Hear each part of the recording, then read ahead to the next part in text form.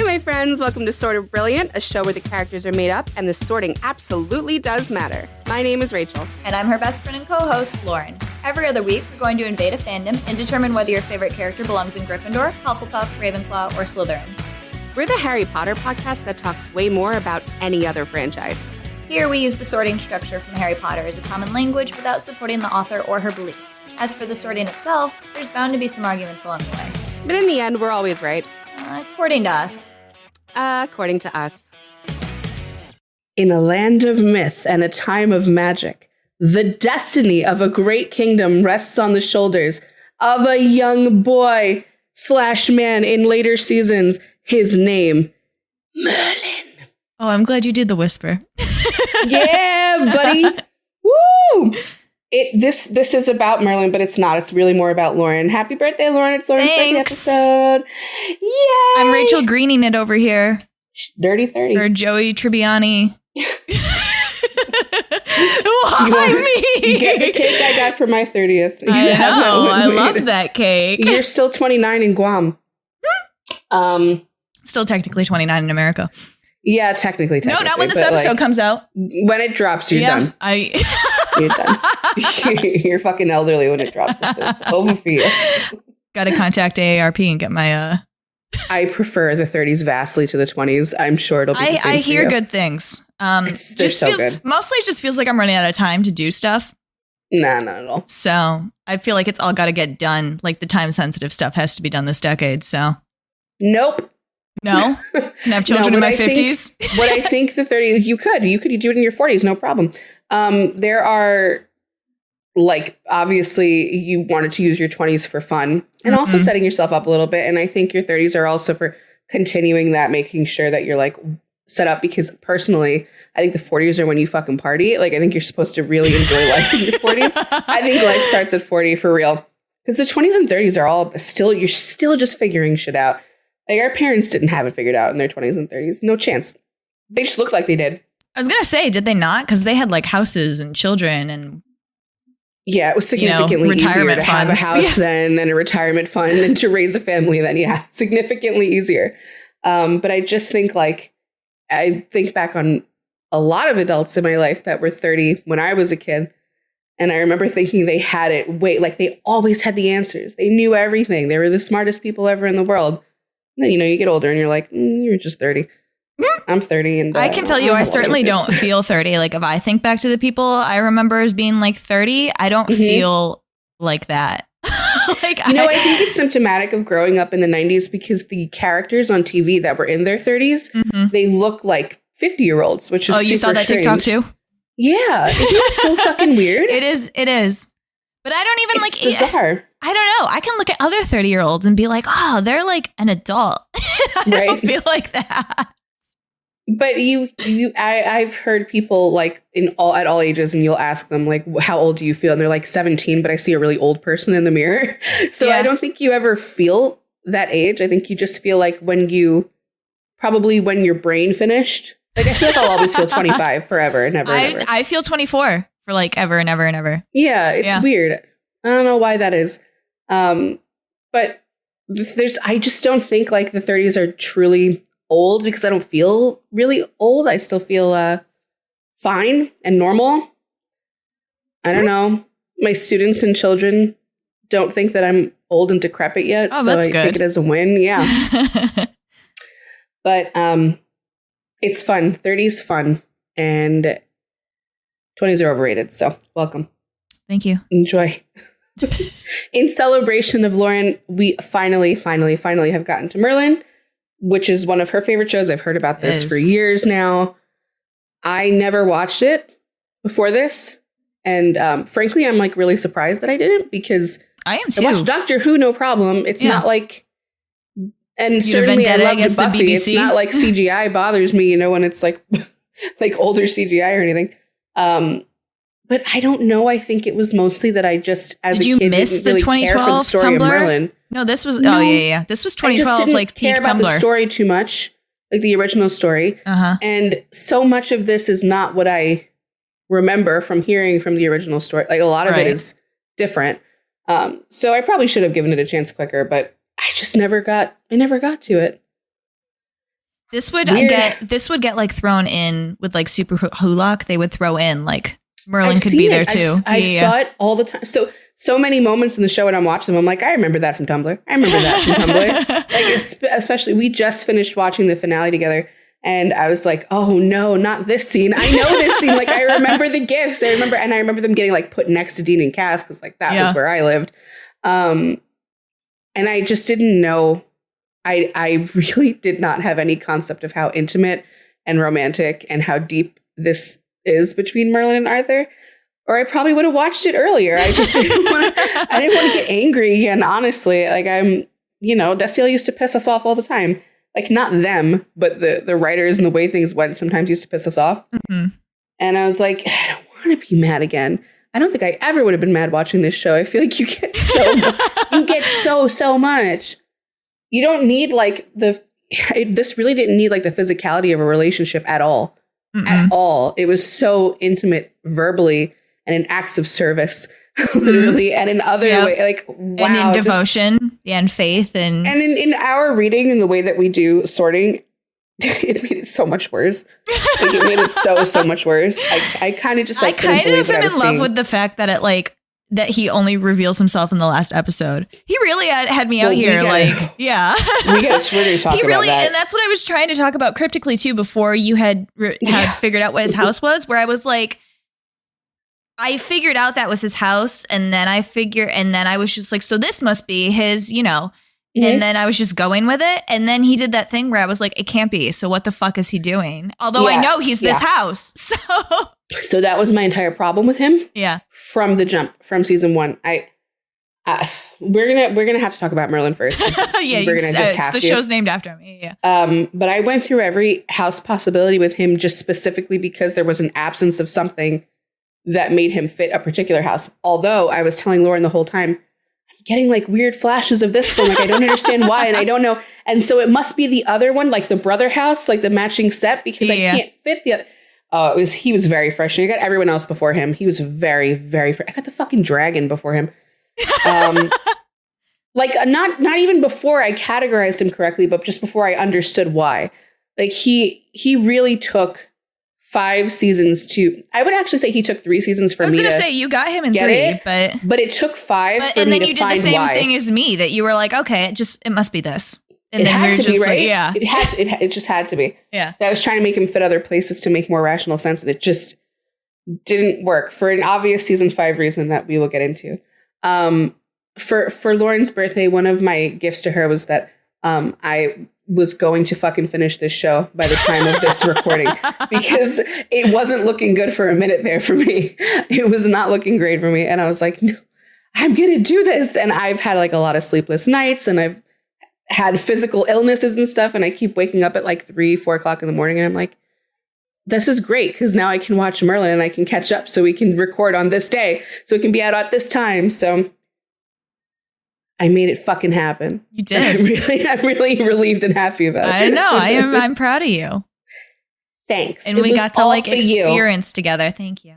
Yeah, no, it was so fun. So even like episodes we didn't watch, I was like keeping notes on my phone, like that we weren't watching together. It's a weird aversion to texting me at 4 a.m., even though I would have just seen it when I woke up.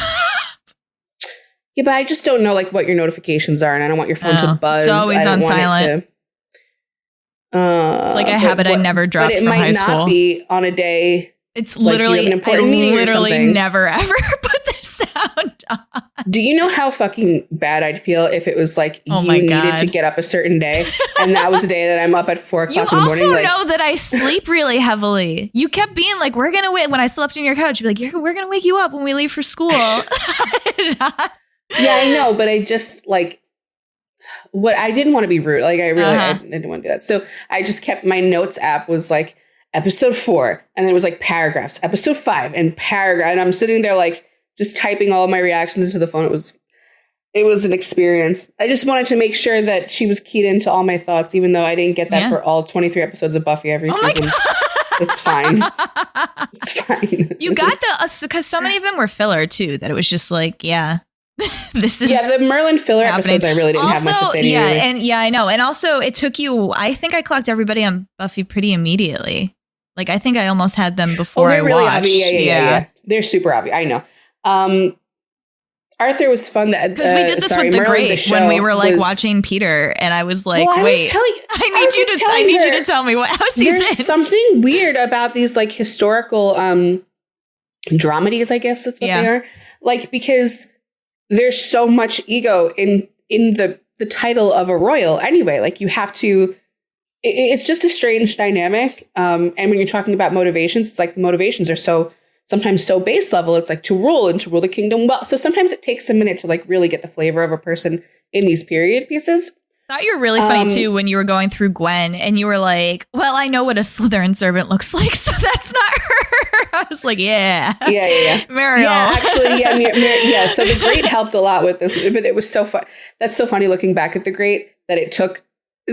Your understanding of him took you as long as my understanding of Merlin came to like come to fruition.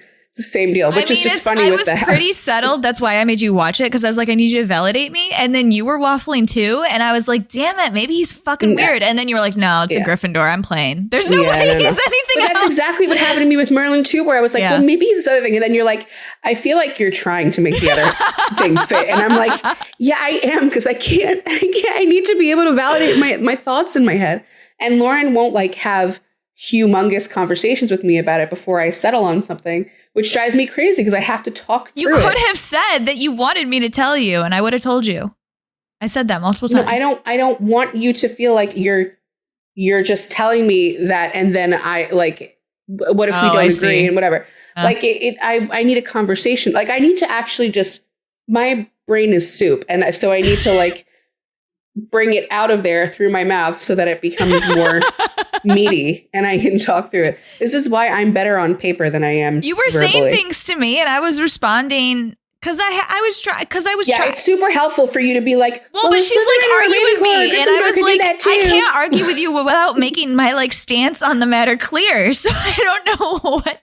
You totally could have made your stance clear. I just... I don't know. I said I would not do that unless you explicitly gave me permission to tell you what I thought, what house I thought he was in. I'll keep that in mind for the future. Okay. Merlin was Merlin's a little difficult. So I didn't think so, to be honest. It's really weird. I don't know. I watched this show as it was playing live. I watched bootlegged episodes on like 1, 2, 3 movies from the BBC because we didn't have BBC on cable back in 2012 and there was no such thing as streaming. So I think it was like right after watching True Blood, I was like watching Merlin because I was going through that whole like I was on Tumblr and it was on Tumblr and I was like, I want to see it. And I hadn't actually watched it again in between Rachel and I deciding to do this. So this was like the first time I'd watched it in a really long time.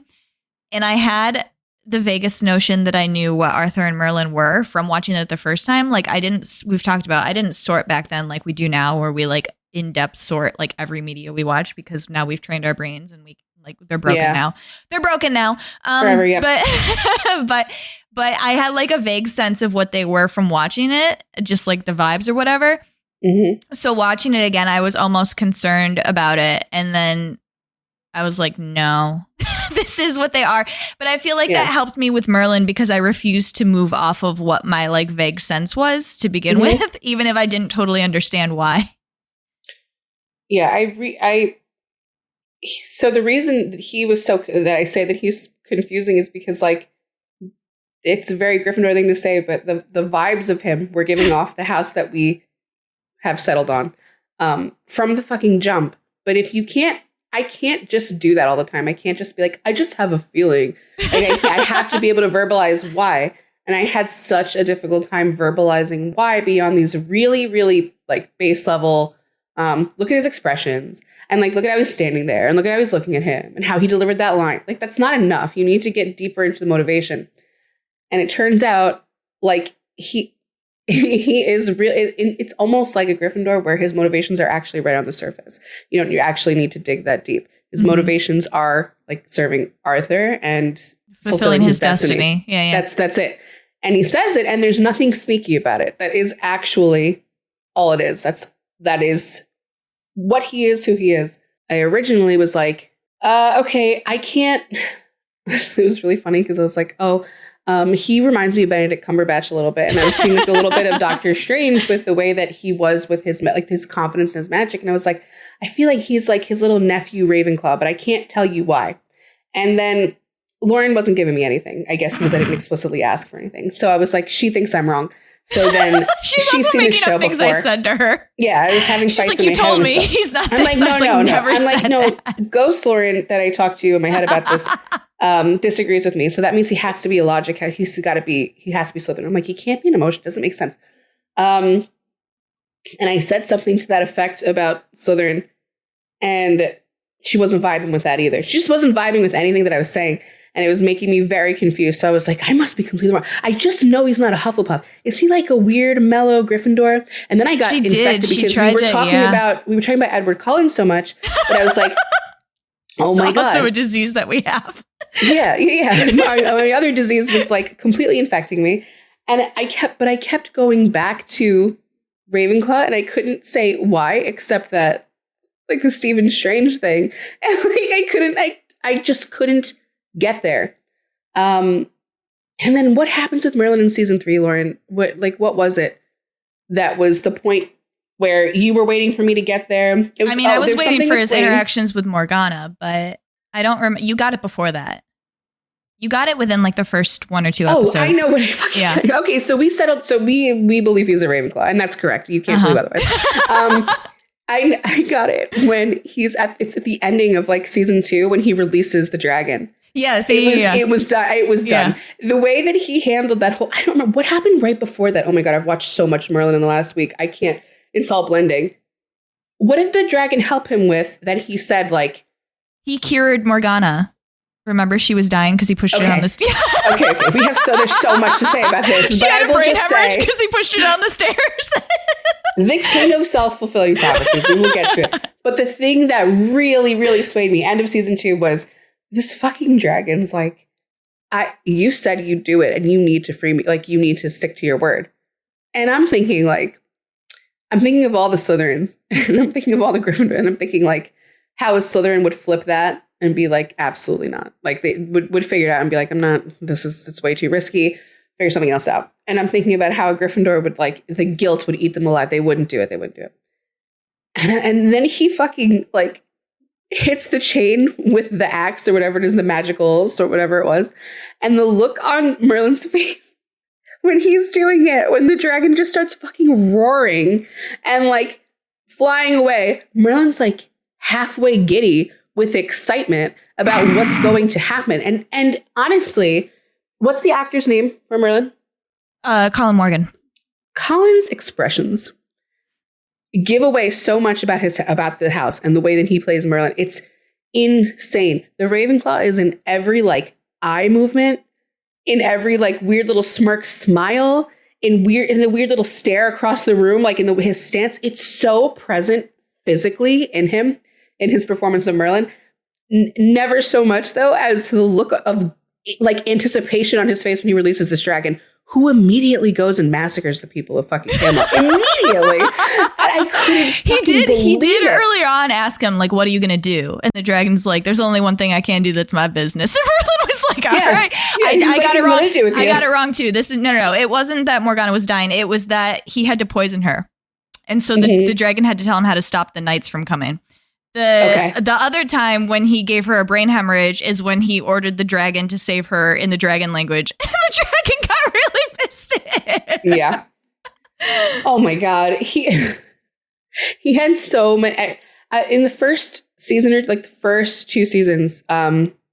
He's just like the smiling emoji with the thumbs up, like so much that he just is so happy to be there. And as someone who like, I can't put you in Ravenclaw with my full chest until I really see a system. I was like, he really only wants to be a servant and get better at his magic. Like genuinely, that's all he really wants to do. You were talking a lot during the Freya episode when he was ready to run away with that girl who then went and lived under the lake and caught the sword every time.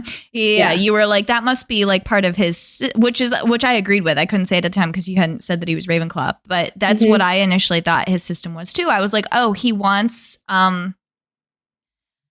like like he wants open magic and to be free with his magic, and like the law, like he's this whole thing where like magic is for good, right? Like magic is a non-entity, but the way that you use it is important. So like it was just like this whole nebulous concept of like following the good rules of magic, because he talks a lot too about how like Gaius taught him how to use magic correctly, and like who knows what I'd be doing if I didn't have you as a mentor and that sort of thing.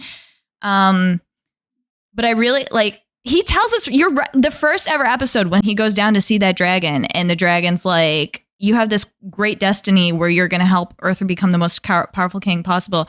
He was like, that fucking idiot. He's like, nah, I'm not doing that. And then he immediately starts doing it, and it leads his whole life. So like he tells you from the very beginning. Well, I remember saying to Lauren, like right in the beginning, being like, after getting this like Ravenclaw vibe from him, but I wouldn't commit to it. But I remember being like, oh, do you think you're the most special boy? Is that not shocking to you that you're the most special in the whole wasn't. It was not shocking to Having him. a destiny is not shocking to you. Like it was so clear. And then we've had so many conversations of like observations that we've made about Ravenclaw House through him, because he's such an interesting and unique Ravenclaw. Truly, he's unique. But like he does things the way that I've seen other Ravenclaws do them, even like my husband, just the respect of the authority is so wild to me. And it's not just like any old authority, right? It's not like, I'm not saying like every Ravenclaw's a bootlicker, obviously not. But whatever they deem as slightly above them, like a boss, a parent, like an elder, whatever it is, like that is their place. And then the Ravenclaw has their place. And even if like this Ravenclaw thinks they're smarter than that person, it really doesn't matter. They'll still respect the hierarchy. And just like me being who I am, that drives me fucking crazy, because it just drives me insane. Because they're a house that's full of questions. But like, and I'm not saying they don't question authority, but they won't even they don't like always act on it necessarily. They just question. There's questions for everything. And so when it came to like a dickhead like Uther and all these opportunities to straight up fucking murder him, he just wasn't taking them. He was in fact saving him many job, times. Rachel. Right. His job is just to protect Arthur. It's he takes it so seriously. It's funny. I never once put him in Hufflepuff, because, you know, like Hufflepuffs take their jobs that seriously. But he was just so different. Like if you put him next to a Cass, because I'm sure though that was always the comparisons, was like Merlin and Cass and Dean and Arthur. And it's just like, how I don't see any Castiel. There are quite a lot of moments where he like leaves Arthur like during battle or something. He's like, I got to do something else that like saves Arthur more, and like the dude will get stabbed or something will happen, and like shit has happened to Arthur. Like he's got poisoned. He goes to the tavern. What is the that was the excuse, right? Or he like Arthur's been poisoned and like stuff's happened to him, and then Merlin has to like save him afterwards, which is I think like the key difference. Like I don't think a Hufflepuff would like leave the side of the person, and Merlin, like it's that again, like that faith that Merlin has in him. Like you're not gonna die when I'm not there to like figure it out. So let me ask you something, just as someone who's seen the show multiple times now. Do you think that he would have been the same about Arthur if Arthur was any different, or did Arthur have to be that kind of personality to get that out of Merlin? That's a really good question, because I don't know if the thing we haven't revealed about Merlin yet would have even happened if Arthur was a different house. I'm just wondering if this need to serve, like, how deep. So I think that the way that Merlin is, like taking out the equation of Arthur, means that that's the way he would have treated anybody, just because that's the amount of faith that he had in them. It's like you have to, for what we've decided his system is. Yeah. But that being said, I do not know that anybody but Arthur would have convinced him to have followed that system. So, right. I think he was very intrigued by Arthur's personality from the jump. It's just funny because it's one of those things where, like, what I was just saying, where he looks at Arthur, and I'm sure he doesn't always think that Arthur's he's chucking things at his head. He's yelling at him. He's calling him fucking stupid and whatever, right? And he talks back to him. So he'll say, I forget what the insults were. They're so silly, like egghead or something medieval and ridiculous. Clodhopper, yeah. Yeah, shit like that. Yeah. And it still doesn't put him off of him, right? He's not like resentful of the boss who like chucks shoes at his head and calls him a dummy. No, he every 5 considers minutes. him a friend. Yeah, And immediately. Arthur also Immediately. like acknowledges that it is friendship and that it's not, which I think is very helpful. Like if Arthur was like, hey, calm down, we're not friends. Like you're my servant. We'll talk more about it from Arthur's perspective, but like really quickly, he'll be like, where's Merlin? Not that I care, but like, where's Merlin? Because only Merlin can trust me. Because he used to polish my armor and clean my room. That servant back. Like, oh, you watched the episode I was talking about without me, where they got the new servant who was like extremely competent. And Arthur was like, what the fuck? Give me back mine. Give me back the broken one. I love this. Yeah, but that really speaks more to Arthur's house, so I have to move off that. But like, so with Merlin, he just is always at Arthur's side. Well, that's the thing too. Merlin with his powers could be like the perfect servant, right? Yeah, like he does not put that on at all for Arthur. No, he doesn't want to. But what I like is how and it's kind of a Ravenclaw thing too, like the honesty and the like literalness. Is that the word? How literal he is with everything, because he'll literally say like, I save you all the time. Yeah. I'm I brought that always up to there you. saving you, you know? Yeah. And it's like, Arthur, you don't know how many things I've done to save your life. And Arthur's like, yeah, okay. Yeah. But he doesn't push back on that though. He just lets Arthur believe. He doesn't care. He's like, well, it's part of his cover. Yeah. I mean, he says at the very end, Arthur's like, how could you not like want credit for all of this? And he's like, that's not why I do it. Like, right. Yeah. I one of the things that that set him apart from other Ravenclaws for me was how little he seemed to want the power. Like he didn't want, he knew he had a destiny. He knew he had to reach the destiny, and that power would come with that destiny for sure. But he wasn't so overt with like wanting his role to move up to be the most special boy in all the land. There was that whatever the fucking was like season 2 where the sorcerer takes over that guy's body and then he's like, join with me and you could be known throughout the land as the most powerful sorcerer. And then Merlin's like, I don't. It's not what I want to do. Yeah, I'm interested in that guy. Yeah.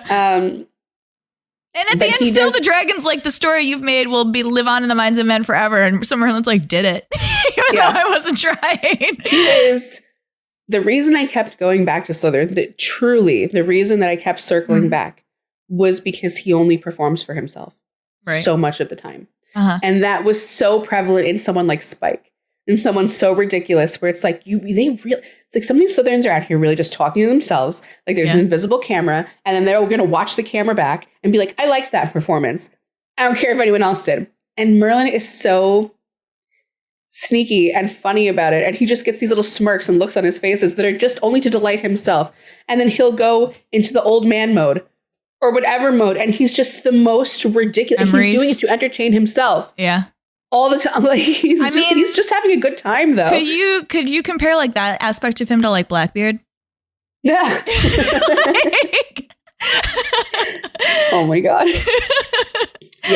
Yeah. He's just like, yeah, actually. Because he does like he does openly perform, like we were just talking about, but Arthur thinks it's a performance, so it's like not a danger. And that's part of the fun for him, where he's like, I have a secret and I'm telling you the secret and you don't believe me, so it's still a secret. Like, he has a lot of funny little quirks like that. Yeah. But we did a lot of talking about how he's like the king of self-fulfilling prophecies, because he'll do something that like fucks someone else up, and then they'll come hit him back, and he'll be like, I knew it all along. I knew that you'd turn against me and Arthur. Like, I knew it. Like, yeah, but you like drugged them and kidnapped them in the middle of the night and tried to kill them. Like, what you told them you hated Uther, and now you're here like defending Uther and making sure that Uther lives, and like what? And he's like, doesn't matter. Uther's the king. I knew you wouldn't get it. I knew they wouldn't get it. I knew it all along. It's like, yeah, you did that. Well, I mean, that's the huge thing about Merlin, because we were talking about that. Like Merlin, like wants, because Rachel was getting in on me. She was like, why won't he tell Arthur that he's got magic? Like, what's going on? Like, and I was like, Merlin's got this weird thing where he's like, people have to be what they are. He's like, because I was getting in with Rachel, and Merlin admits this in the finale, which is also very Ravenclaw of him, that he's like, sorry I made you be like this, Morgana. My fault, and like stabs her. And like that's the end where he's like, I gotta end it now. This has to be done with. Sorry I did that to you though. But he like when he poisons Morgana so that the spell stops, I was talking to her. I was like, I can't understand from a Slytherin perspective why he wouldn't tell her, because she didn't know. And Merlin didn't know that she didn't know. Merlin was under the impression that she was a part of it. But still, I don't know why you wouldn't start like poking at her and being like, this is how we stop the spell, and like seeing how she reacts, and then like telling her and being like, this could be the plan. No, he didn't do that at all. And that's why Morgana got pissed at him, because from her perspective, somebody she was friendly with fucking tried to kill her and she did for no reason. So that whole episode like sparked such a huge discussion. Like it was a discussion, but much. He's very like, I guess maybe because he believes in his destiny so much that he's like, I can't like influence people. Like people have to be how they'll be. But in doing that, he still fucks them up. No, I think he's just a little control freak. Honestly, he's like, he's not control. He won't step in at certain points because he's like, they have to figure it out for themselves. Or he's like, if they don't make the right choice, that's innately who they are, and that's how it has to be. Like Merlin, you can help them, you can support them. But no, because he's a control freak and an observer, so he's going to observe you to the point that he has to step in and then veer it in the way that he needs to. So like whatever the consequence is of your action, whether he wants to then release you from jail or make sure that you get a death sentence or blast you with his magic, whatever, like he will come back to that point and take control over the situation again. But for hours and days, he wants to observe you first and be like, what are you going to do? And like, how are you? There were so many points. I really do think he's got this thing where he's like, I just have to let people be who they're destined to be. And then I'll step in at the point. Because the dragon was like a million times like, kill the 8-year-old kid. Like it's easy. Right. Or like kill Morgana. She's because she was a high priestess by the end. She was really powerful. But the dragon was telling him to kill her when she was just having like future dreams. He was like, just get rid of them and then this won't be a problem. Merlin's like, I can't do it. I can't kill. They're good people. Like, do you think, I was also thinking about this because of the Dean and Cass comparisons. Cass learns a lot about how to be human from Dean. Do you think it's the same here? Because personally, I don't think so much. I don't think he was actually that influenced by Arthur. By how he behaves. I think he just admired the way Arthur was, but because he would always say things like, it's not right if I do that. Like, I have to do the right thing. But I never felt like Arthur was a compass for him. No. I just think that's how Merlin was. Like, he wasn't like a murderer. I never a cold-blooded murderer. Like, he needed a reason, whether that reason was correct. No, I never got that. Because there were plenty of times that Merlin was like, Arthur's wrong and that's not how you should react to this situation. But it's again like so much faith in him that he's like, I'm just gonna let him be him. And then if we have to fix it, then we will. Yeah, his moral compass is just so interesting with how it was so funny. Like when Mordred was a kid, we were dying fucking laughing because the dragon told him, kid's gonna be evil. Kid's evil. Evil is gonna be a problem. And the second he heard it, he's like, nah. And then he just started looking at the kid like, I know you're fucking evil. I can see. And again, the way the actor plays him is so funny. Like everything is on his face. Unless like Arthur looks at him and then he changes his expression immediately into that dumb smile. And then Arthur looks away and he's back to like weird smirk. And then you can see things in his head turning. He's just so funny. I mean, let's get in, because here I was going to talk about, so he, I guess the way that you could consider that he is influenced by Arthur is that every single thing he does is in order to like keep Arthur alive and also support Arthur, right? So he's like influenced in that way that he like makes choices based on protecting Arthur, which is what happens in that episode in season 5 when Arthur very seriously is like, should I listen to the Desir and make magic legal? Mm-hmm. And Merlin, through his Ravenclaw reasonings, there's this whole thing going on with Mordred, right? Where he's still not sure Mordred is evil, like he hasn't done anything yet. And Mordred said that he's not evil and that he likes Arthur, but Merlin's still not sure. And Mordred's life is in danger. And if Arthur makes magic legal again, then the Desir will save Mordred. If he Right. doesn't, then if he doesn't make magic legal again, then that will be Arthur's bane or whatever. So Merlin in his reasoning is like, it's more important that Mordred die for Arthur's protection, so we should not make magic legal, and then Mordred won't be saved. Except it turns out that in not making magic legal, the Druzir are like, okay, Arthur's bane is that Mordred continues living. So, Again, Merlin fucked up there. It happen. But he sacrificed magic. So it was at this point that I was like, there's no way that his system can be magic, because a Ravenclaw would have just said, yes, make magic legal, and then we'll figure out the stuff after it. Right. Yeah. So then we were floating around for about 8 episodes where I was like, I don't know what his system is. Like, he's a Ravenclaw, but I don't know what.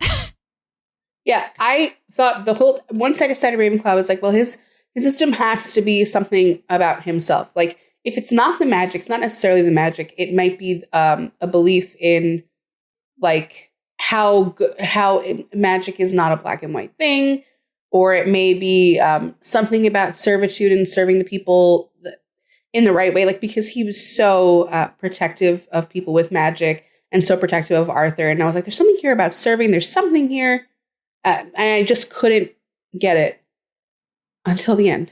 The very last episode. You tell them. I don't know. I think this is one of like the best finales ever, even though it's very, very sad. It's really good. It's really good. It's literally just Arthur and Merlin like talking the entire time. Merlin doesn't reveal that he's magic until this like episode, so Arthur has no idea. And so Arthur's like working through, like, you've been magic this whole time, you've been lying to me, and then like, why are you acting like my servant? Like, your guy said he's the most powerful sorcerer ever, so he's like, why are you like taking off my boots, and why would you spend 8 years being my servant in the castle? And Merlin, like, and it's the way that Colin Morgan delivers the line too. Like, I don't know that I would have clocked it if he hadn't done it so sincerely and openly. But he's like, here, I actually pulled up the quote. It's unhinged. Yeah, it is. I mean, just reading it, I was like, this isn't it, is it? Because it doesn't sound right. And I went back and watched his delivery. While you were in the bathroom, I went back and watched it again, and I was like, no, this was it. Yeah, it's like, why? Yeah, Arthur is like, why are you still behaving like a servant? Why are you doing this? And Merlin's like, I do this because of who you are. He's like, without you, Camelot's nothing. And then Arthur's like, like, I don't think that's necessarily true. And Merlin's like, there's never going to be another person like you. And I do this because you're my friend and I don't want to lose you. Yeah. Which is crazy. And then later on, it's like a like they're traveling. It doesn't stop. So then he's like, Merlin or Arthur is like, they're talking about like, what would Arthur have done if he had known that Merlin was magic? And Merlin's like, I didn't want to put you in the position of like having to figure out what you were going to do with me. Yeah. And then he's like, some men are born to plow fields. Some live to be great physicians, others to be great kings. Me, I was born to serve you, Arthur, and I'm proud of that. And I wouldn't change a thing. So I'm like sitting there. I watched this through myself, and then I watched most of it again with Rachel. And the first time I watched it through, I was sitting there in dumbfounded silence. Like, this is a Ravenclaw whose system is a singular person. Like, his entire way of life is based on and around Arthur. That's crazy. That's crazy. And it's so dangerous. Do you know how badly that could go for both of them? Yeah, real bad. And real bad, real yes. Quick. And it's beautiful. And that was part of the reason why I asked you. And it's so unique and weird. If it would still be his system if it were a different person. Because it could be so bad if it were a different person, right? It just, I do think. Well, I mean, Arthur has to inspire that level of faith and devotion. So Lauren was telling me when we were watching it, she's like, this is the scene. And I'm like, oh, this must be, like, he must just say something super Ravenclaw. And so like I didn't think it was anything serious. And then he goes in that whole spiel and she's typing like rapid fire. And I'm like, oh my fucking God, is that his sister? I was like, what the fuck did I just watch him say? And then immediately her next text was like, and then I saw that was his system. And I'm like, yeah, that's what I'm saying. Holy shit. It was like such a it dawns on you moment. It was crazy. I was like, I've been waiting for that. Like, and you're sitting there like, you've been hiding this whole time, but he wasn't. No, he wasn't. We just didn't. It's just pick that. Up on it. It's I don't just know why. That because it's crazy, Rachel. It is. Yeah, it is. But like in a beautiful way for them, at least. Like it worked sick, for them, actually. But it's sick. It's sick. Like you could only do. Like I think if it wasn't between people who were in love, first of all, it would be like twisted and demented. Yeah, think if you felt that way about Morgana. Like when Morgana's full evil. Even when it's two people in love, there's still the possibility of it being like abused or going wrong or sour. Absolutely. And it doesn't. Nope. Like Merlin has that much faith in Arthur and it's right. Like it's correct. It's like the first thing I think I said to Lauren after I was like, oh shit, he just revealed his system. I was like, thank God it's this type of person. Because I'm looking then at the next scene, I'm looking at Morgana like heavily cracked out on magic. And like I'm thinking about Uther and I'm thinking about all these people who seek power in positions of power and like are not doing great with it. And if that you have a Ravenclaw you're their system, forget it. He's going to be in a position to be abused for sure. But he's going to like be the type of person who just takes it, who just takes everything. Because if a person is your system, then I believe in you. That's so, so dangerous. But what was also so like sickening is that he's not changed by Arthur's death at all. So with Ravenclaws in the past, like say, Lauren didn't watch all of The Walking Dead, but Rick's system switch happened when his wife died. So I expect when something that huge happens to a Ravenclaw, like your world gets turned upside down. It's a perfect place for a switch up, right? No, the next scene is like him thousands of years later, still like, Arthur's in there. And waiting for Arthur. Yeah, this dragon comes by and tells him, like, Arthur's the once and future king. And legends say when Albion, which is England, when Albion needs him most, he will rise again. And Merlin's like, okay, I'll wait for him.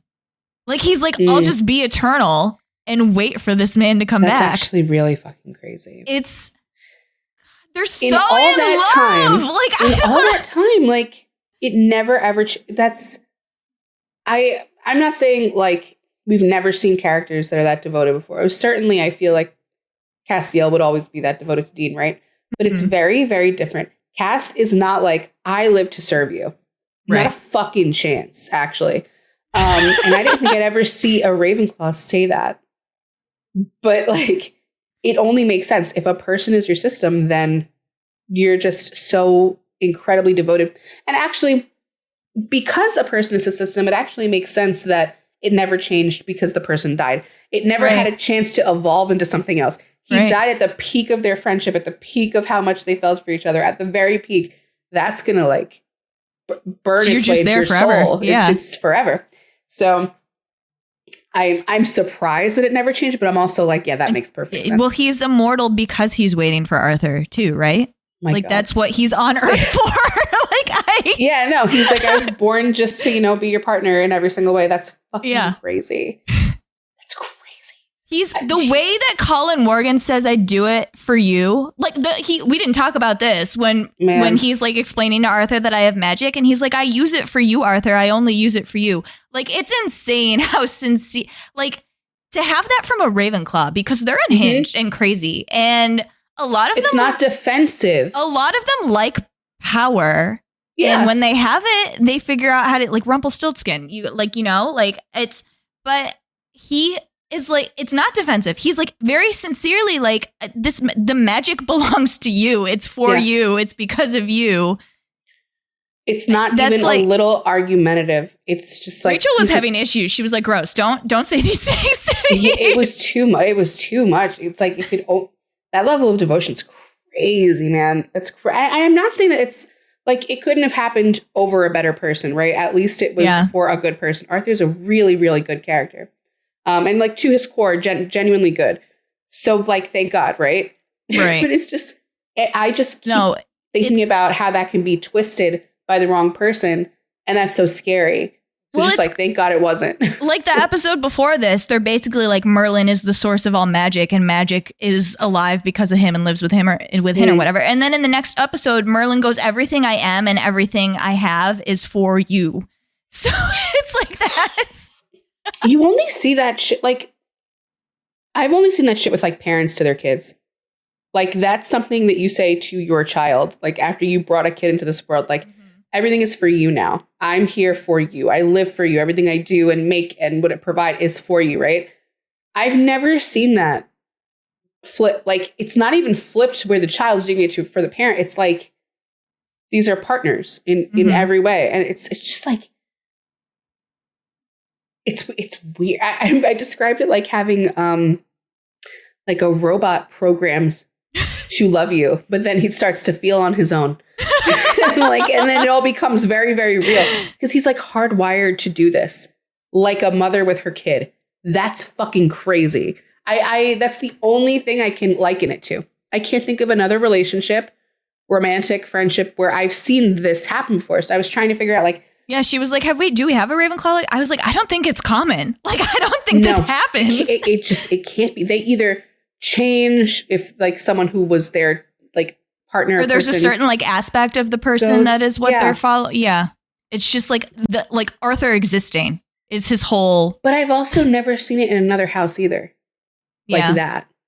I mean, you have characters in media that are like the butlers, that are like the bumbling sidekick. That's like, yes, sir, whatever, sir. But always at some point it comes to a point where they're like, you don't respect me and you don't like whatever, they get mad at them. That never happens with Merlin. Well, can you think of it between like equal partners? Like, I think Merlin and Arthur are equal partners, but they did have the king servant dynamic. Right. Like lovers who would. No, because when you described, I remember you describing Dean as Cass's religion. Yeah. And that's the closest that you can come, I think, to an equal couple where there's this level of devotion, but still, he's not going to say, I only exist for you. No. Certainly not. He has other things going on in his life. Like, that's normal, though. No, you're right. Because Merlin didn't go back to Camelot. Like, Gaius and Gwen never saw him again. Yeah, what's the point? What's the point? I can't. I really, honestly, it's like he's baby birding him or something. He's like mommy bird.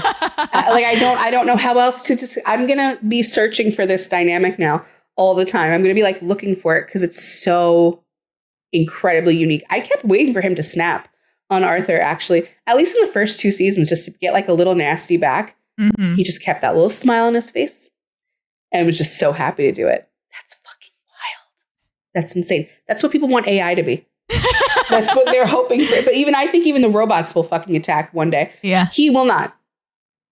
Insane. Unless you could change his system, I guess. But you wouldn't. Don't think you can. You wouldn't. I don't think you can either.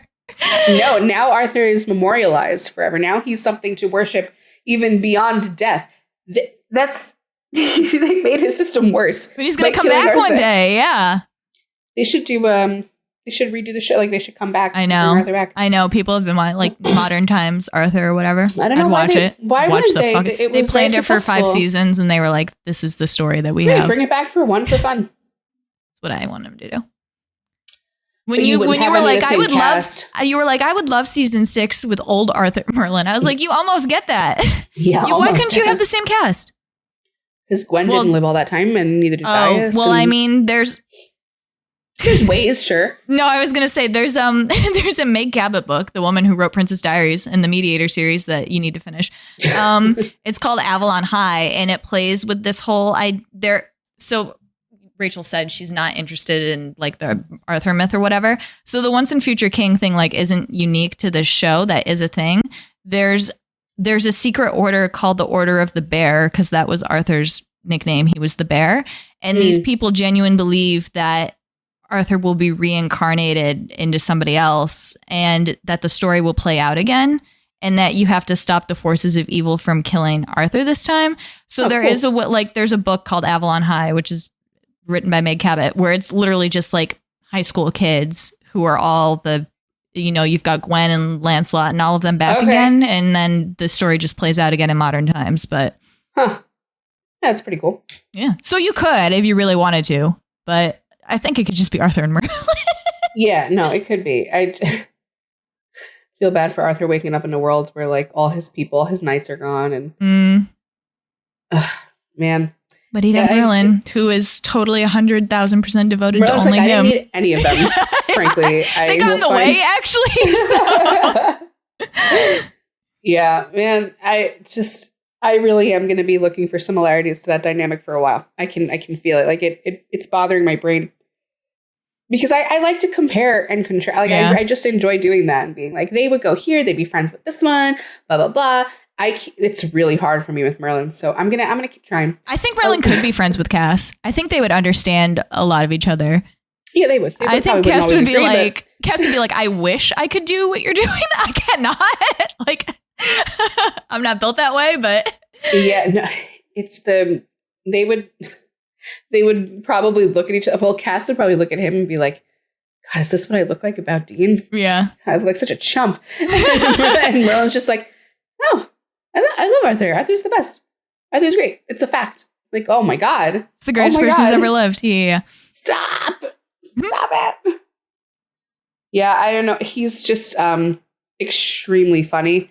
Like, I really enjoyed whenever he had to play someone. Like, when he played the woman. I loved when people were lying in front of him and the faces that he would make in the background. He's like, are you for real right now? When Gwen was when Gwen was bewitched and she made up that excuse when they kidnapped Merlin that he was with a girl. And Arthur was like, so tell me about this girl. And Merlin was like, the fuck? His looks at Morgana when Morgana was slowly like turning bad. And he would just look at her. And the way that they like existed around each other. And Merlin was just like, care. Whatever. He was like, you're not currently part of the plot because you're not doing anything. Yeah. So. He's like, get back to you later when I need to. He's just, oh my God, he's so fucking funny. Yeah, I don't know. If I think of more to add about him, I'll come back to him because he's just so funny and unique. But I think I've said all I need to say about like why I put him there and how I landed. I'm certain I'll have further thoughts later though. I've spent a solid week, literally sometimes morning and night, with these characters, and there's so much in my head, but mostly it's just shock that that's what his system ended up being. It was there the whole time. Yeah, it was there the whole time. He never hit it. No, I think that may be why it was so hard to clock because it was just like in plain sight. You know the videos where like people are tossing a ball back and forth, and then somehow a man in a gorilla costume walks through, and you don't see him because you're focused on the ball. Yeah. It's like that. Like the system was the giant gorilla walking through, and I was just focused on everything else. And I'm like, yeah, of course he loves Arthur, whatever. Like, no, it's not just that he loves Arthur. It's so much. Oh, it's a lot. But yeah. So we've got a Ravenclaw for sure. He can't, that's done. And then we have to do Arthur immediately after because duh. We spent 40 minutes talking about Merlin. Well, he earned it. He was very entertaining. But Arthur also deserves like 40 minutes. Let's see if we can hit it for him. Arthur was so like immediately just, I loved him. Just before Rachel had even seen the show, she was like, I think the blonde one's a Slytherin. And I said, okay. Yeah, no, because so like did I explain at the beginning of this episode that I have like no previous history with? I did, right? I didn't watch the show. Yeah, okay. I just saw them on Tumblr, and he just looked like the vibes of him at first are very. I think all you saw too was him being like sassy with Merlin in the first episode or something. Yes, it was just sassy and doing the sword things with the sword and being like, I'm the best, and and I thought he was like a bratty prince or something. And certainly in the first season, he doesn't stop the brattiness. He's still a brat. But there's like something to him, obviously, where you're like, oh, he's good. Like, he's not just like showboating or whatever. Like, he's a good boy. And so what I actually had said to Lauren was I think he's either a Gryffindor or a Slytherin based on gifts. And I said that to her when we were recording with Hannah. And Hannah looked at Lauren and was like, did she get it? And Lauren just like shook her head. And so I was like, so Rachel made up something else. What? I was like, so he's not I was like, oh, all right, fine. So maybe that's cool. Maybe he'll be a Hufflepuff or Ravenclaw. Cool. And I'm watching it.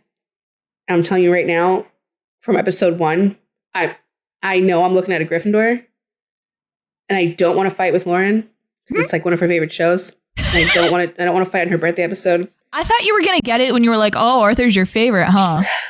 Lauren, I got it. I had it. But I didn't want to argue with you.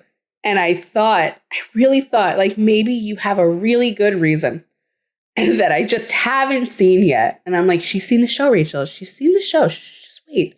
And I'm watching. Season 1 ends, and I'm like, that man, there's no, I'm so sorry. He can't be anything else, though. And she's like, why did you think he was anything else? What the fuck are you talking about? And I'm like, you made me think he was something else. And she's like, I didn't even say anything. And I'm like, you didn't have to say it.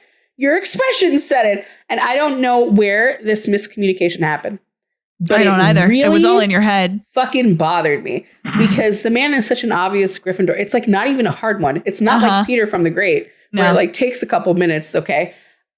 This is like from scene 1, episode 1. Like come on. And it's like annoying, right? Because he's like the quintessential Gryffindor. He's like, we were talking about this before. He's like the model of Gryffindor house, which I guess in the Legend of Arthur is what. Yeah, I think a lot of heroes and things are modeled after, right? Like the courage and it's the like hero all cycle. Really, it's the fucking stereotypical type of Gryffindor. Even though I have to say, I don't think that stereotype is very fair. Just because it follows a series of Harry Potter characters, like there's plenty of points where those characters are not heroic and not brave and like not kind. Like they do a bunch of fucked up shit. So why is everything like? Gryffindors are brave into courage. Like sometimes they're just like hot-headed and don't want to be wrong, so they just run into the. But whatever. I think Arthur really is like the caricature of that. Like he's got the "if I die, I die" complex. He's got the martyr thing immediately all the time. Which man, Rachel was go back to Merlin for a second. So does Merlin, but he only has it for Arthur. Yeah. So sorry. Go ahead. I was in early seasons, Rachel was like, why is he doing what his dad says, but he always looks mad about it? Yeah. Because I was trying to pull something out of you to understand, like, how is this not a Gryffindor? Well, I answered you that time. I was like, because he's not happy about what he has to do, but he's still going to, like, do. Yeah. Well, the answer is that because he's a Gryffindor. And I was getting that from you, and I was like, why is she fucking doing that? Because, like, why is she saying it like that? Why is she playing me like that? I'm like, wait. And I'm like, what's the system or something? There's something weird is here. I actually don't remember the moment that I just remember telling Lauren that I was like, I know he's not a Gryffindor, okay? It was like within the first season. Yeah, I went, Lauren, I know you said he's not a Gryffindor, but like, you know, it's almost like he's surrounded by all these little Gryffindors in this red color scheme and like me and dad and whatever. And she was like, who said he's not a Gryffindor? And I was like, oh my God. Thank fucking God. It put like such a fire out in my head. I was waiting for her to get it like the first time. It's in like the first 4 episodes when he's like, so obvious. Dad, I don't think we should do this. And Uther's like, and when he's like, I thought you were ashamed of me and like you were disappointed in me. It is, I shit you not, it's there from the moment that Merlin, like, quote unquote, challenges him in the first episode, and Arthur is so immediately amused by the sass and, like, the back talk, and, like, he's like, that's funny, I'm going to put you in the dungeon, but I'm going to, like, keep you and play with you. You're so funny and entertaining to me. Immediately, I was like, okay, that's a Gryffindor. And it really gets way worse than that, like, through the seasons. I don't even know where to begin. Like, I don't even know where to start. You want to talk about his mom? That's what you were most mad about. Oh, Jesus Christ. I'm most mad about his father. I'm really like that situation. I don't like anytime my brethren in Gryffindor are lied to, because I know what that does to us. Okay. So his mother, I assume they blame the mother because it's medieval times. Can't get pregnant, correct? Like they couldn't have a kid through normal means. She couldn't conceive. Yeah, it's Uther's broken dick, but whatever. And he had Morgana. No. Morgana came from hell. And so, but like so she can't have kids. And Uther, this, we'll talk about him. This motherfucker uses, we'll touch on it. He uses magic. The thing that he hates most in the world. No, he doesn't hate it yet. He doesn't hate it yet. That's the reason. Yeah. So he's going to use magic. Arthur's born of magic, but she doesn't survive the birth. And that's the reason. Because it was explained to him that to create a life through magic, one has to be taken. Uh-huh. And he just, I guess, figured that wouldn't affect him. Some poor peasant down in the lower town would fucking One die. One of the poors will die and it will be fine, is what Uther said. So then this dumb fucking idiot gets his wife killed and then blames magic for that. Doesn't blame himself. And magic is outlawed, and yeah. Magic's evil. It killed my wife. Arthur is never... Arthur doesn't get to have this knowledge, okay? Because he gets it for a minute, and then Merlin lies to him. It from it. He immediately... Rachel, you have to remind me, does he not say later on at some point that magic killed both my parents? Yeah, he might say something. So I think it's again the willful ignorance. We can talk about that too, because I don't believe for a second that he didn't ever suspect that Merlin had magic. I don't think it's that he didn't suspect. I think it's like he just made excuses for it in his head so that he wouldn't go there. That's what I'm saying. It was willful ignorance. Yeah, it was like, don't ask, don't tell. Yeah. But like if he was like, not going to follow that thought, going to put that in a box. So I think it was almost like the same thing with his mom where he didn't want to kill Uther. So he grabbed onto any reason not to. Yeah, it is. But when he's faced with the truth of what happened, he behaved pretty much like any Gryffindor would. Yeah. He got his sword, and he got real angry, and he got real emotional, and he was like, "What? Why should you get to fucking live when you did all that shit, and then you've lied to me? You've lied not only to me. He never just makes it about himself. He's like, you've lied to all of Camelot. Like, you've murdered kids. You fucked everything up, and you're a hypocrite, and you deserve to die. And for whatever reason, I don't know. Merlin's like, I don't want him to have that on his conscience or something. Like, yes. That was mainly it. He didn't want Arthur to kill his dad. Frankly, it's got nothing to do with you. Let him kill his dad, because like now what ended up happening was he ends up with this respect for his father because it's walked back. He's told that's a lie, and he's still so even when he's openly defying his father throughout the seasons, it's never like a fight or an argument. The dad finds out about Gwen, and Arthur's like, fuck. All right, I fucking did this. This is my fault. Like, there's no. Sorry, I muted myself for a sec. There's no like screaming, fighting, nothing. He just respects his dad. He thinks his dad is a great person. But then he goes behind his back. He's like, he's not, but he doesn't know what he's talking about. But Lauren, I don't know if you know, even when he's going to go behind Uther's back, he's like, I have to do it.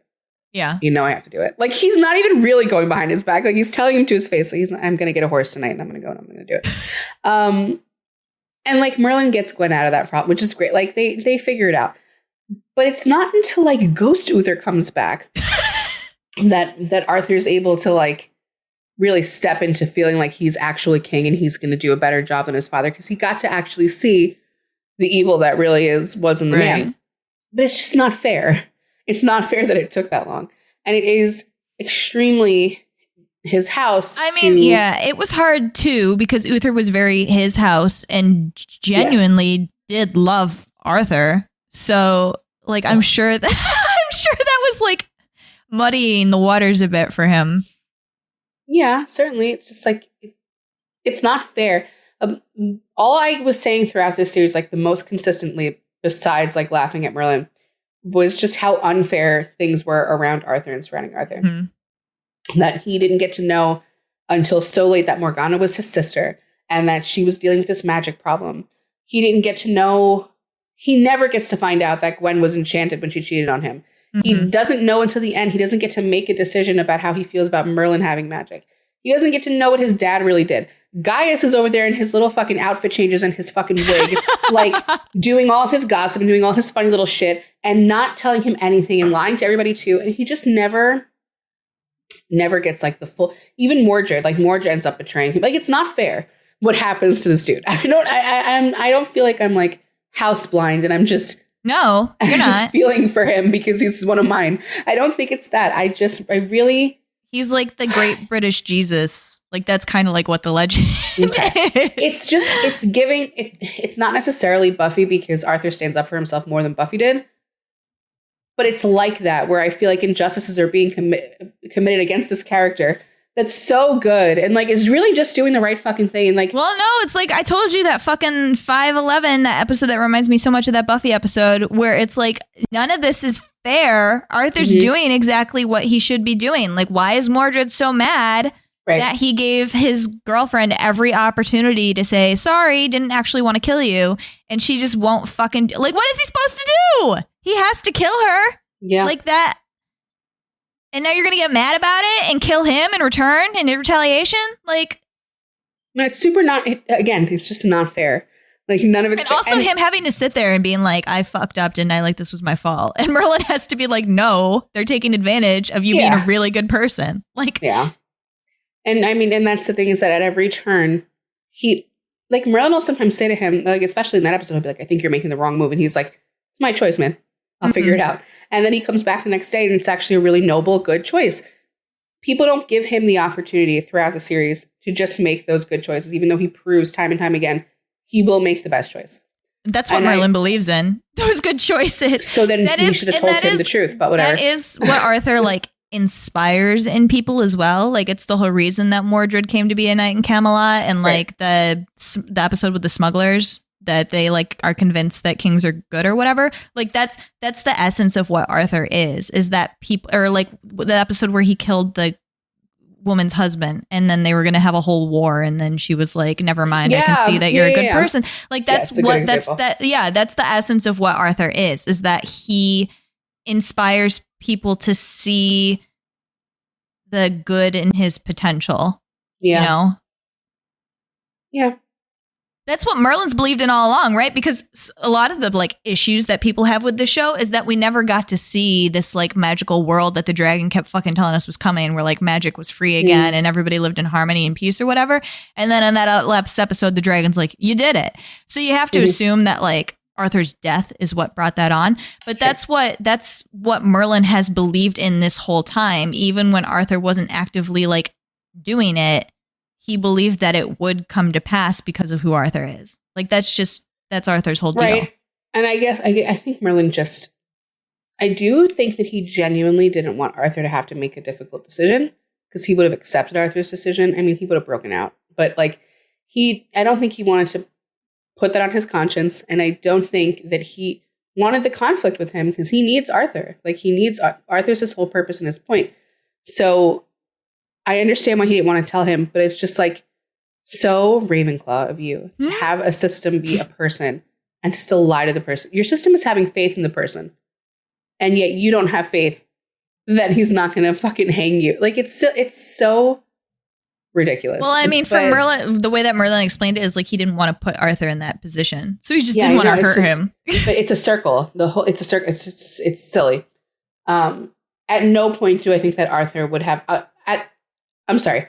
At that point, I want to say like season 3 on, not a chance he would have had Merlin killed for that. Not a chance. No shot. He didn't even have Lancelot and Gwen fucking killed. Like, and he thought they betrayed him in like the most horrible way.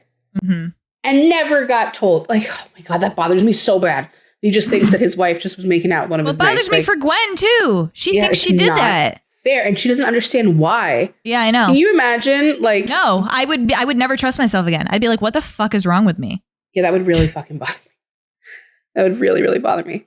It's like being magically roofied. It's hard. It's horrendous. Yeah. It's actually so fucking gross. You just have to live with that now. They could have addressed that at any point. I don't understand why they didn't. Yeah. But whatever. That's their choice. I thought when she threw the fucking bracelet in the cell that it would eventually come up again where they like find it and they're like, oh. Never comes up. No. And then I was like, oh, Morgana will reveal it at some point in some like evil speech. No, man, because it's way better that they never know.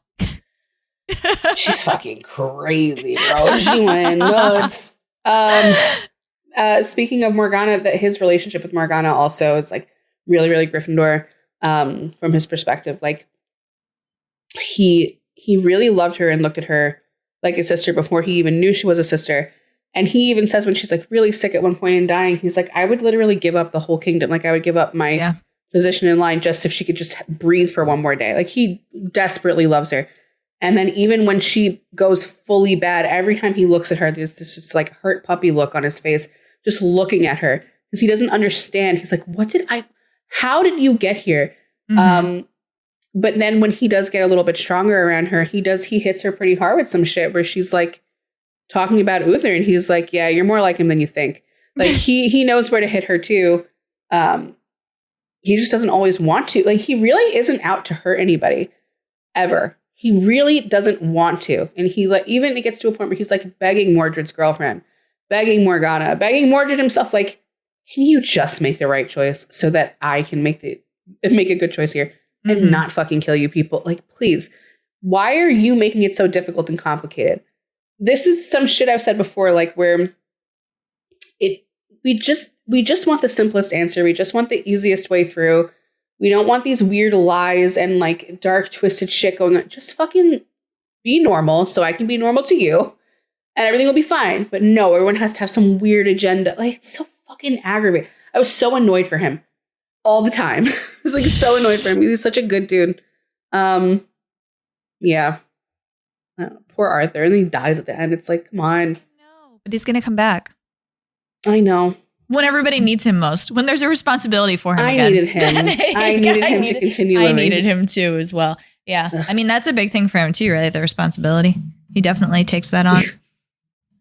Yeah. I mean, at first, I think they knew that he wasn't ready yet. Like the first and second season. He was like, I'm not doing it. He's like, I'm not good for that yet, man. But he gets there. When he gets there, it's like, all right, I can do this. It's fine. He does a great job. He really does. I mean, at first, yeah, sure. He's got to get his footing and stop being like Uther because he's nothing like Uther. Actually, nothing like him.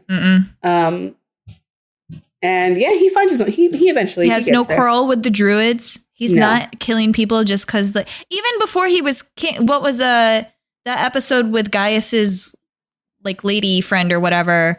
When when Uther's like, find them and murder them, and Arthur's like, they're using magic to heal people. Like, what's your deal? Like, it's fine, chill. Like, you're being kind of annoying, Dad. Like, it's kind of weird. But Rachel and I talked about this, where it's like, because again, we were waiting for like magic to be legal again. He doesn't ever change the law. Like, that's the thing about Arthur too. He like follows the law. He likes having that like structure that he can turn to. Yeah. But he will also. Because it's like he could change it. Like, why is he doing this? Yeah. But he does, like, he made exceptions for fucking Mordred's girlfriend who didn't take it at all and that sort of thing. But we were like, why? He never like makes magic legal again. But he's not just like going around killing people or like hunting people down actively like Uther was. Yeah. He's just like when people are treasonous or do something bad and it happens to be magic, he'll murder them. But then it's like this whole cycle of like, because of Uther, there are a lot of people who use magic against Camelot because they assume it's still that way. And so then Arthur has to kill them. And then they're like, see, it hasn't changed. And he could have done something about it by being like, magic's legal again. But he didn't. He just wasn't ready to get there yet. It's you're breaking like generations. He was traumatized by magic. We've already talked. Both his parents were killed by magic. So, or his perception that Uther died by magic. That's not really what happened. Yeah, he's got a lot of like twisted shit in his head. And then look what happened to his sister and how she went and what he probably perceives as what magic did to her. But if only he had known that Uther was the enemy all along and he didn't have any of these daddy issues and these complex thoughts. If Merlin had just let him kill his fucking dad, Sirius you think that wouldn't have traumatized him, Rachel? I don't care. That's good trauma. That's a character building trauma. Character building trauma. Yeah, he needed that. He deserved that. He was owed that. Are we not all owed that? Murdering our parents. Only Simon gets it. Only Simon gets it. I don't know. I think Morgana should have gotten to go to his bedside and tell him I will never have a son. So once I knew that, you know, Arthur was never gonna fucking no, they weren't gonna reveal it. I was fully on for Morgana murdering his ass, and I was like, I hope she brings his like corpse back like she did for Lancelot and keeps him in a cage and just throws rocks at him for all eternity. But I didn't get that either. Nope. Some random killed Uther.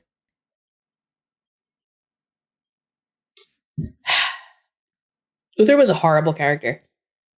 He was. Truly horrendous fucking demon. Yeah. And what house he was in? The worst sense. Why do you say that after I'm like insulting the shit out of him?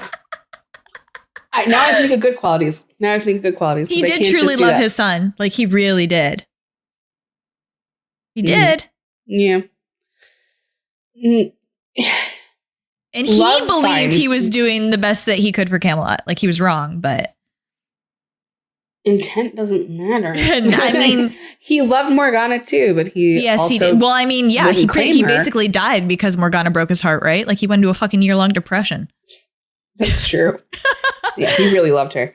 But then he would do things like sentence his lifelong friend and confidant Gaius to fucking death, and then after choke Morgana out and then throw her in the dungeon. He was just like, sorry about that, bud. Let's never talk about this again. Okay. He thinks that everything that he does is just and right and correct. Okay. There's no other house that's quite that obsessed with like justice as Hufflepuff. And that's what he thinks. That's all we need to say about him. So I'm sorry to y'all. Okay. You got great people in your house. You don't come for me. But he is who he is. Mm-hmm. I didn't write him. But so it's a Hufflepuff dad, Gryffindor son dynamic. Which we've seen before with John Winchester and Dean Winchester. It's a hard one. It's a tough dynamic having a Hufflepuff parent when you're a Gryffindor, because you always grow up worshiping your parents and thinking that your parents are right about everything. That's just something that kids do. Kids are like, your parents are godlike at one point. And if that image doesn't ever get shattered the way that it should, if you're a shithead like Uther, that's going to carry in way past your adolescence into your adulthood like it did for Arthur. And it's just going to make him a really good soldier, which is what ended up happening here. It just makes me really sad for Arthur. Well, he liked being a knight. He did. That is true. He really loved, and he loved his boys. I was just going to say, he loved his boys, who were all Gryffindors. Yeah. Crazy. You know fucking what, insanity. She said that, and I was just like, yeah, okay. I can do that. I can totally was I wrong? see that. No, I can't make a case for any of them in any other house. I'm trying to think if I have anything else about Arthur. There's so much to say. There's 5 seasons worth of things to say about both Merlin and Arthur. But it's kind of one of those things where it's like, once just watch you see the show. everything about them is dripping in their house. Like, yeah. Like everything, down to expression, like down to the oh my God, how he hates being called fat, and how he takes such offense to it. And like Merlin was like, I wasn't saying that. Merlin like, gaslights the hell out of him. And then every time Merlin's gone, he's like, where the fuck is that little shit? I know he doesn't have a girlfriend. I know he's not doing anything worthwhile with his time. He should be here dressing me. Ridiculous dynamic. That whole death scene actually was so hard because he was like making Merlin's life. He by was saying thank you. Yeah. And you were. Did you? That was basically I love you. It was all Merlin like needed. when he was like, I'm going to say something I've never said to you before. Were you like waiting for I love you? No, actually, because it didn't seem like the type of verbiage either of them would use. Like truly, it wasn't. I think that's what he said. I don't even know that he even says it to. Does he even say it to Gwen? He doesn't say it to Morgana to like bring her back from the dark side. He's told Gwen he loves her. Yeah, I don't know. It just didn't. They say I love you in different ways, and no, I agree. I mean, I think he said thank you, and that's what he meant. Like it's in the. They were constantly saying things back and forth to each other in that episode that were like, or like even before the whole thing where he was like, I don't want you to change. You should always be who you are. Like, I think that meant so much to It's huge. It's huge. Like, and yeah. He's literally making his life's purpose validated in this speech, and then he fucking croaks. It's like, oh yeah, that's going to damage him forever. He's never going to leave this. Like this moment is going to be on constant replay in his head forever. It's sad. It's real sad. Oh, it's tough. Yeah, change and also the trajectory of your life forever. So die in front of you and change the trajectory of your life forever. The other thing was that Lauren pointed out. He and Jensen have extremely similar like facial expressions. And so that helped me with the Gryffindor thing a lot because he makes a lot of Dean Winchester. Well, it was hurting you at first because for some reason you thought he wasn't a Gryffindor because of something that I imaginary said to you. So you were like, it was your head shaking. Okay, wasn't imaginary. I didn't perceive it. I saw it. I witnessed it. But yeah, it was killing me, man. It was fucking killing me because I'm seeing medieval Dean Winchester and I'm like, what the fuck? What are you? Oh my God, what is this? And thank God. I'm so relieved. So yeah, I love Gryffindor Ravenclaw. It's so funny. It's so deeply unhinged every single time. Every single time. I was trying to I'm like, what Gryffindor Ravenclaw are they like? Is it maybe like Spock and Kirk? No, Spock and Kirk are like there's more animosity. There's more fighting between them. Spock's like, this one is stupid and I don't believe anything he says. Yeah, and Kirk's way meaner to Spock than Arthur is to Merlin. He's like way meaner. Spock likes that, so. But they're always fighting, and Merlin and Arthur are not fighting. No, they're flirting. Yeah, always. So I don't have it. I really think they stand alone. I really do. That's crazy. Mm-hmm. What a beautiful story. What a beautiful tale. There are other characters to talk about, though, and to... Yeah, 2 more, but I don't think we have as much to say about them. Well, so for Morgana... She gets one-dimensional real fast, doesn't she? Kind of sad. Morgana? Yeah, it's kind of sad. Man, she... Which happens to... She's a Slytherin. I don't know who else. Happen in the original story? Morgana's a villain? Yes, although she's not, like I told you, in the original Mordred is like his half-brother or his son. So it's like Mordred who's the one inside the palace. And then Morgana is like Merlin's counterpart on Mordred's side. Well, the reason that I ask is because I wanted to know if the actress knew that it was always going there. Morgana's always evil. Okay. Like, that's her thing. She's an evil sorceress. From the fucking minute I saw this character, this sweet face and cute little giggle and sweetness was such bullshit fakery to me. I was like, what is this? I'm like, first of all, this actress is amazing. She's gorgeous, phenomenal, whatever. I'm like, but I'm not buying that. I'm not buying it, even though I have no reason to not buy it. I'm like, there's something underneath here. She's like wringing her hands and she's always so scared of stuff. And she got played quite a bit. Like just things that were throwing me off from Slytherin. But what kept bringing me back there and being like, no, don't like completely get off Logic House was that it felt like everything about her was a lie. Everything. And it turns out that it is, because she has this massive part of herself. She has this magic that it makes her, I don't know, the idea of being persecuted like she's seen Uther do to all these people, it really twisted something up inside of her. And it took her dark. It took her down the Anakin path. But it was just so clearly always there. I remember at some point in season 1, I think it's the introduction of Mordred, where I was like, she's probably fake. She's probably secretly evil. And she's going to use this kid at some point. And it ended up like kind of going there, but not the way that I was saying it at the time. So I just could I could just sense it. And I don't know if it's what the actress was doing, just knowing that Morgana was going to be bad. I don't know. But something was there, man, that it didn't feel genuine until she flipped. Until she really flipped. And then it's really obviously Slytherin. And then, yeah, sadly, by like the last season, it's pretty one-dimensional. But it's not, it's an interesting sort of fall because it happens so severely and so quickly. Through like the betrayal of Uther, right? Like the anger at Uther, which I understood. But when she started turning it on Gwen and Arthur, that's when I was like, oh, girl, you lost me. You lost me. That's where she lost Merlin too. But she straight, because Gwen's like, what's your what did I ever do to you? And she's like, it's what you're going to do to me. Like, right. That's the problem with being a seer, right? She sees I kind of just don't understand why she wanted the throne to begin with. Because it was hers. Yeah, but she never. She didn't want it. She didn't want it. She didn't want it until she learned that she was Uther's daughter. Mm-hmm. And then she gave him a chance to admit that she was his daughter, and he didn't. So it was like all about like she like. So it's about being denied.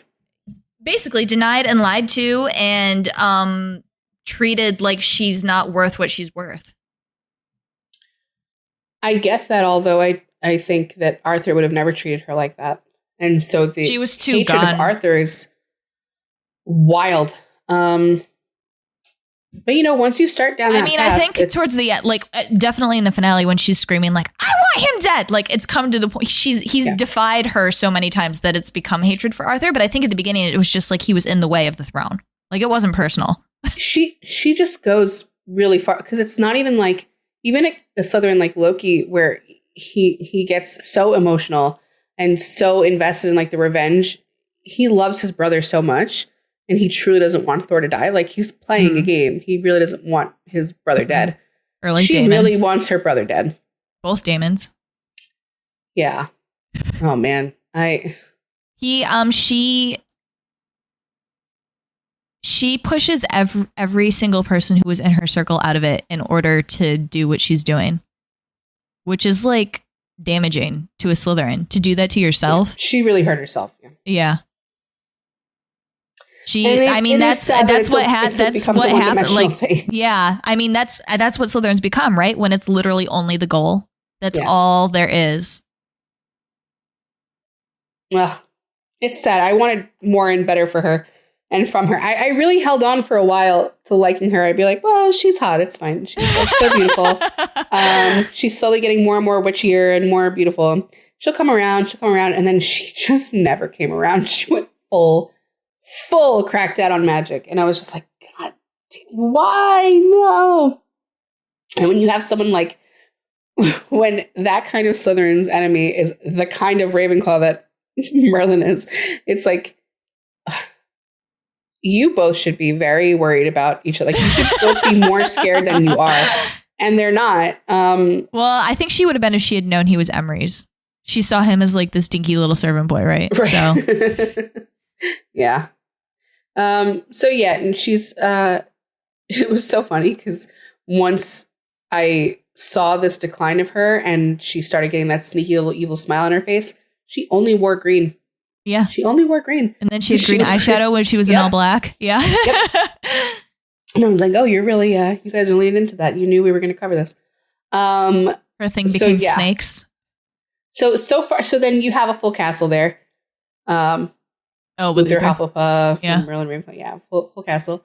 And then you have Gwen. Gwen was so funny because I was like, there wasn't like a lot of her throwing everything at her, yeah. And I was kind of like, what is she? Is she like, is she Hufflepuff? Is she?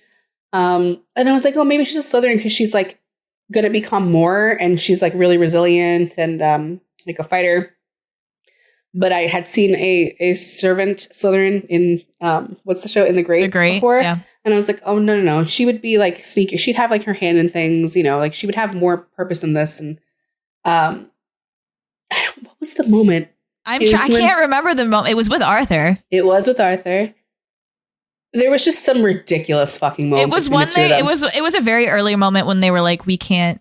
Oh, it was when Merlin thought that when Arthur was under the love spell, and Merlin thought that yeah. And they just were like looking at each other, and Lauren was like, "Why would she think blah blah blah?" And I went, "Oh, because she's a Gryffindor. That's it. That's why. That makes sense." It's two Gryffindors, which makes Morgana's spell with the bracelet and everything so much worse because I know for a fact Gwen's going to go to her grave like so deeply upset about that. She didn't even do it. It's not fair. But anyway, there's a lot of Gryffindors on this show. Yeah. It's like the whole round table and his wife. Yeah. Yeah. And him. Yeah. And his Ravenclaw boyfriend. Only sit at the table if you're Gryffindor. Yeah.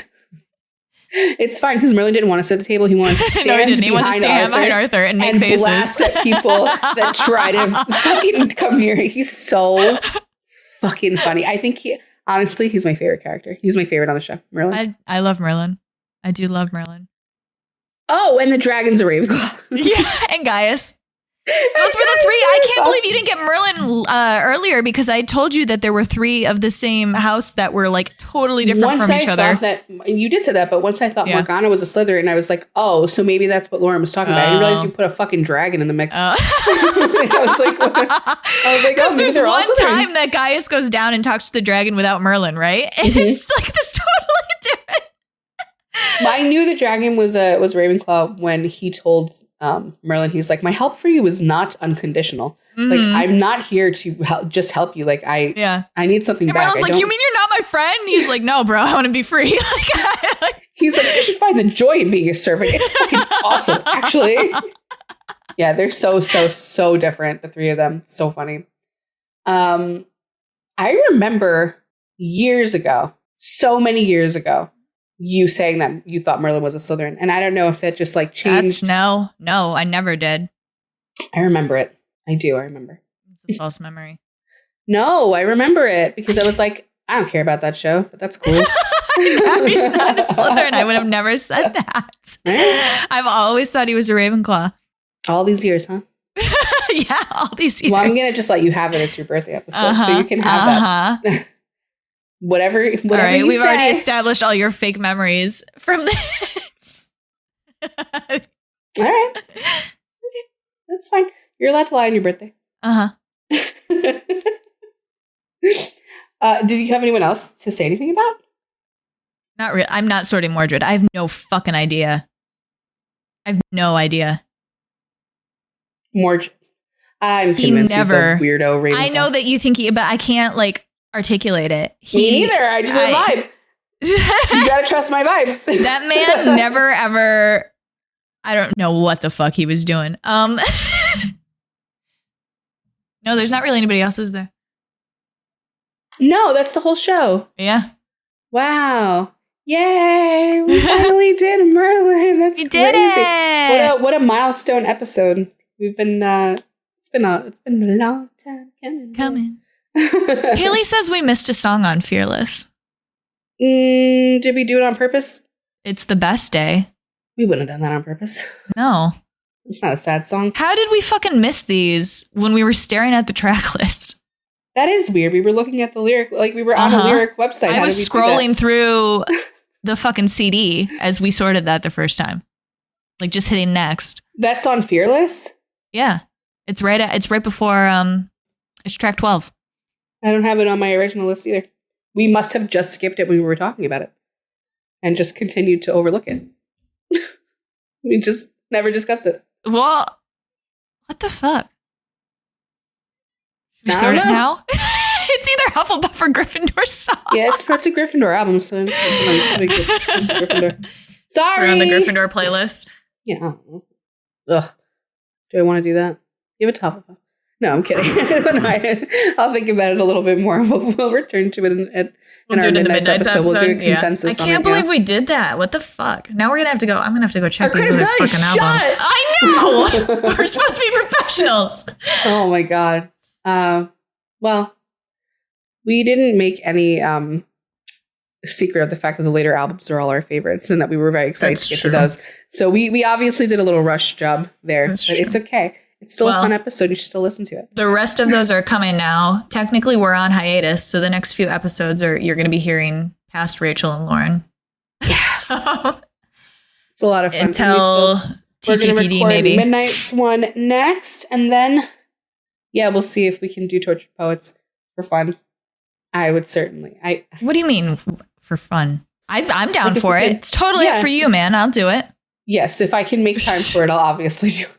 I'm concerned I'm even going to be able to listen to that shit at midnight when it with everything going on. But make George take over. Huh?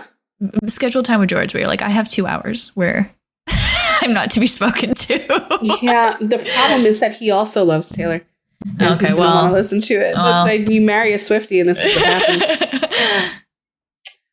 But I guess that's it for Merlin. Wow. I feel like I'm closing such an important chapter right now because I've been spending so much time with these characters. I don't even know what I'm going to do for intensively for the past 2 weeks. I don't even know what I'm going to do next year. Maybe we should finally do Pride and Prejudice so we can actually talk about it instead of catching ourselves saying what houses they are and having Hannah delete it. They're like really obvious. I know. I didn't want to do it for my birthday. I just wanted to do it as a regular episode. Put it on the list. Put it on the list. Oh, I guess I can't for this year because it'll be we don't have to do a lot of prep. Guess not. No. We did a ton of prep for the boobs episode. But anyway. We did. I mean, we can always, I guess, watch it again. Happy birthday. Enjoy your 30s. golden years in the... My golden years. Thank you. JK, we love 30. But yeah, have fun. And I hope this was fun for you to do. It was very fun for me. Good, I'm glad. Was it good for you? It was great. It was sadder than I thought, but it was really good. What? Did you think he wasn't going to die? Do you think you were going to save him? I remember the gifts and shit of the dying, but I once he called the dragon, I was like, oh, maybe he's going to save him. But can I just ask why the fuck he didn't call the dragon like at any point before? That's been asked before. What was that? People have given like an order of sequence of things that they thought were going on in Merlin's head. Okay. That should have been. Yeah. Well, I mean, the first is like that he didn't think of it, right? He was in a panic and like he was having these heart to hearts with Arthur and he just didn't think of it. He thought they were going to get there on time. They would have if Morgana hadn't shown up. Mm-hmm. Arthur thought the dragon was dead. So Merlin might have been worried that that would have like deteriorated his health significantly if a dragon just fucking showed up.